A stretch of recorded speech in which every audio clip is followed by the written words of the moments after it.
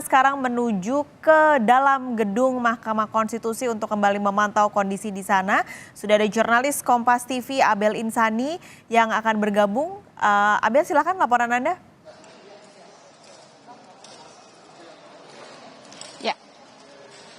Ya, Paskalis dan juga saudara, memang hari ini saya sudah berada di dalam gedung Mahkamah Konstitusi dan nanti kalau menurut dari jadwal website dari Mahkamah Konstitusi akan ada putusan yang akan dibacakan pada pukul 10 waktu Indonesia Barat.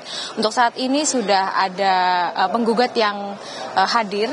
Nah, saya sudah bersama dengan salah satu penggugat di sebelah saya. Ini ada dari PSI. Selamat pagi. Selamat pagi, Mbak. Selamat pagi, Ses Fransi. Ya, pagi, Mbak. Ini gimana nih untuk gugatan yang akan dibaca, putusan yang akan dibacakan oleh Mahkamah Konstitusi dari PSI sendiri sebagai penggugat seperti apa? Di sini kalau di Mahkamah Konstitusi sifatnya permohonan dan kami tentu berharap sekali permohonan kami ini dikabulkan. Tapi apapun nanti putusan dari Mahkamah Konstitusi tentu kita akan hargai dari PSI.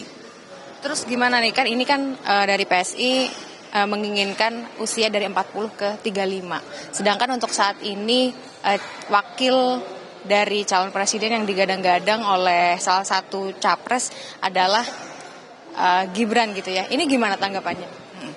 Yang dimohonkan PSI ini sebenarnya sederhana ya. Kita dua undang-undang pemilu sebelumnya di tahun 2003 dan 2008 itu memang mengatur syarat usia minimalnya itu 35 tahun.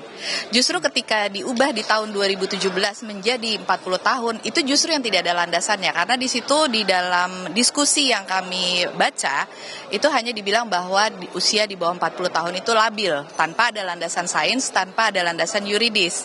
Justru inilah yang menurut kami, ini yang melanggar konstitusi, sehingga yang kami mohonkan itu adalah tolong dikembalikan lagi ke dua UU pemilu sebelumnya menjadi 35 tahun. Nah, kemudian permohonan ini itu sudah diskusi panjang lah di internal kami mulai dari Desember 2022 sampai akhirnya kami ajukan permohonannya ke MK itu di bulan Maret 2023. Jauh sebelum ada kehebohan siapa yang mau didukung inilah. Nah, tapi kan baru akhir-akhir ini nih. Tapi gini, Sis, kalau dari untuk hari ini kan udah mau menuju ke pemilu gitu ya.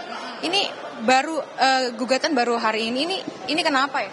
Bukan hari ini kan, tadi kan proses ini kan. Oh ya, maksudnya dekat-dekat dengan proses pemilu gitu. Proses persidangan. Ini kan udah tinggal putusannya saja, tapi prosesnya kan sudah kami ajukan di bulan Maret itu. Tapi kenapa sih pada akhirnya dari PSI ini getol sekali untuk mengajukan gugatan ini?